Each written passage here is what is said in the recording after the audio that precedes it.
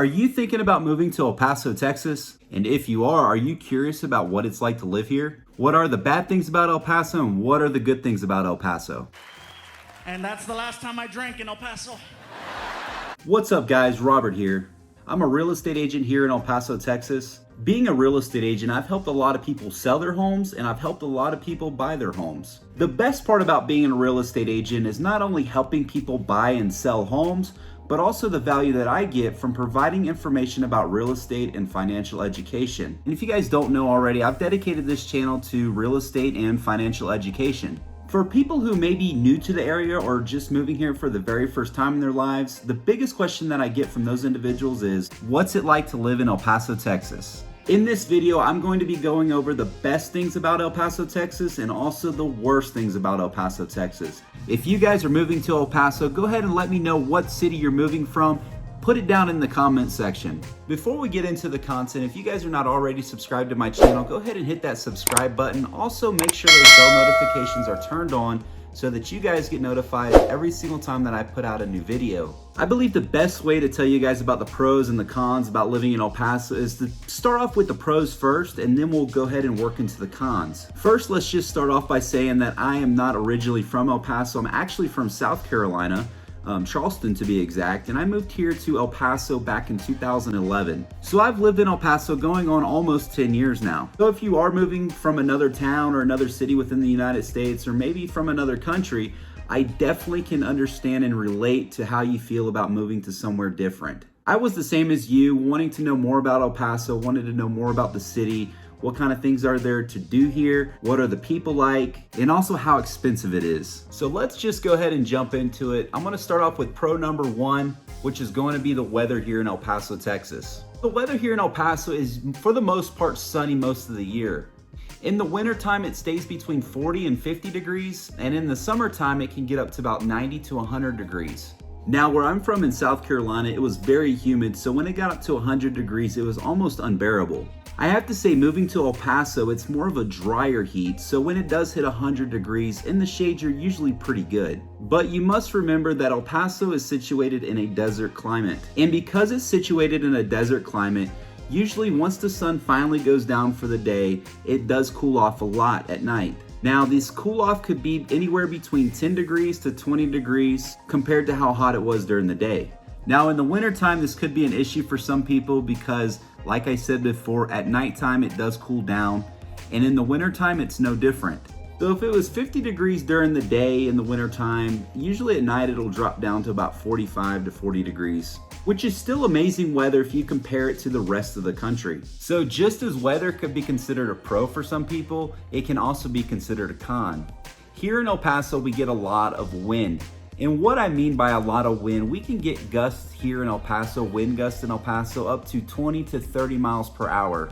Now, if you don't know what wind does to sand in the desert, I'm gonna go ahead and tell you right now. The wind here in El Paso can blow so hard that it stirs up all this dust, creates dust storms. You're probably gonna end up having dirt inside of your house, inside of your car, all over your house. This is pretty common for living in El Paso. If you're moving here, you need to remember that you're moving to a desert, and with deserts come a lot of sand and a lot of wind. Now that brings me to my next pro. That's gonna have to be my favorite, which is the food here in El Paso. El Paso is home to a large amount of local restaurants. And if you like Mexican food, then you are in the right place. Some local favorites would have to be L&J Cafe, El Cometa, Kiki's, and none other than Chico's Tacos.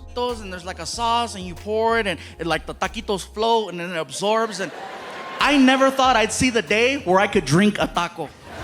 Now, if you don't feel like going into a restaurant to sit down and eat with your family, you can always go hit up a food truck. Now, these food trucks are located throughout the city. They may be a food truck, or they may be like a little food stand, like a little hot dog stand that most people are used to. But these places have probably some of the best food that I've ever had. And the best part about these food trucks is that the price is excellent for the amount of food that you get, and also delicious. Now, the next pro that I'd like to share with you about El Paso would have to be the cost of living. The average home price in El Paso is just right around $203,000. And this is way below the median price range for the rest of the United States. El Paso is considered one of the cheapest places to live in all of Texas. Goods and services are usually at a decent price. For the most part, rental rates and housing are usually affordable for people that live here. Now, just like the rest of the country, we have seen an increase in taxes and home prices just like everybody else. But if you look at the national average of home prices throughout the entire of the United States, you can still see that El Paso is way beneath the average, which means it's still a lot cheaper than the rest of the United States. The next pro that I want to talk about is how nice the people are here. And yes, I consider this a pro. Where I come from in the southern United States, people are known for being extremely nice. But I have to say, when I moved to El Paso, I noticed that they are a lot nicer here than they were back home. Just to give you guys an example, just at the grocery store the other day, I was walking out with my buggy of groceries, and then I stopped and looked, and I seen an old man that was struggling to put groceries into his car. Another younger guy had pulled up into his car next to him and then helped that older gentleman to put his groceries from his buggy to his car. Now, this is something that I see a lot in El Paso, and this is just one example of it, but the people here are extremely friendly. Even though we are situated on the border with our sister city being Juarez, which has a reputation of being very dangerous, El Paso for the most part is one of the safer cities in the United States. And I'm not saying that we don't have crime, because any major city would have crime. I'm just saying that we have a lot less of it. The next pro that I want to talk about is the commute and also the traffic here in El Paso. To drive from one end of the city to the other end of the city literally would only take somebody 25 to 30 minutes to do. Driving from East El Paso to West El Paso is only about 25 to 26 miles across.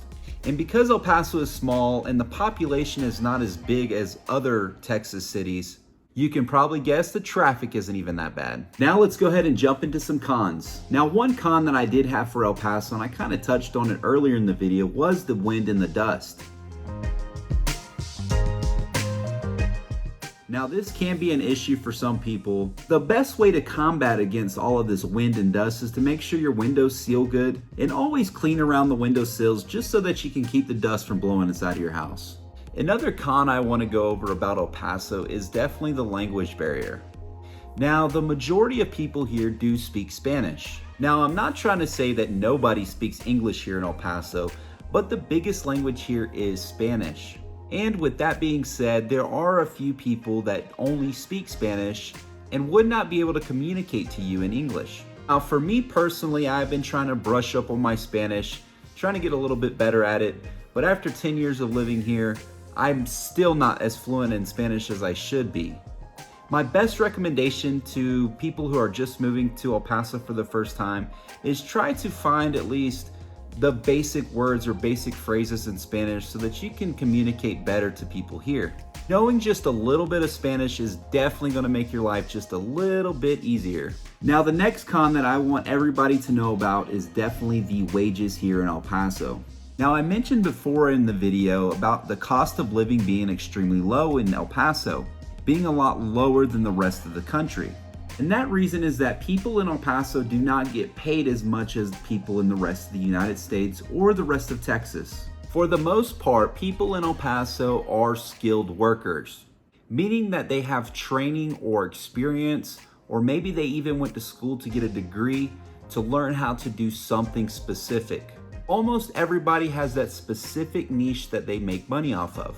Now, being an unskilled laborer in El Paso is definitely a saturated market, and it's hard to get those jobs. The minimum wage in El Paso is only $7.25, and you can imagine how hard it is to live off of $7.25 per hour. Now, in the rest of the United States, the median household income is about $65,000. Here in El Paso, it's about $48,000. People in El Paso do get paid a lot less than the rest of the country. Now, the low cost of living sort of makes up for this lack of income. Now, I personally know a lot of people that go out of town to seek employment. These individuals would go to a bigger Texas city and work there for a little bit, or they may even just go out to work in the oil fields. People who do this can expect to earn anywhere between $80,000 a year to $100,000 a year. Alright guys, I hope you enjoyed the video today about the pros and cons about living in El Paso, Texas. I'd like to go ahead and open it up to you guys. If you guys have recently moved to El Paso from another city in the United States, or you're about to move here to El Paso from another city or another country, go ahead and tell me what city or country you're moving from. Put it down there in the comment section and I'd love to find out. Also, if you guys are living here in El Paso and you're just watching this video and you have some more pros and cons that you'd like to tell the audience, go ahead and leave it down in the comment section also. If you guys are interested in learning more about real estate or finance, I invite everybody to go ahead and subscribe to my channel. Also make sure the bell notifications are turned on so you guys get posted every single time that I come out with a new video. If you're interested in learning more about El Paso, or you guys need a real estate agent here in El Paso, go ahead and give me a call today. I'm going to go ahead and leave all of my information down in the description box. Like always, I hope everybody has a fantastic day today, and I'll catch you on the next one.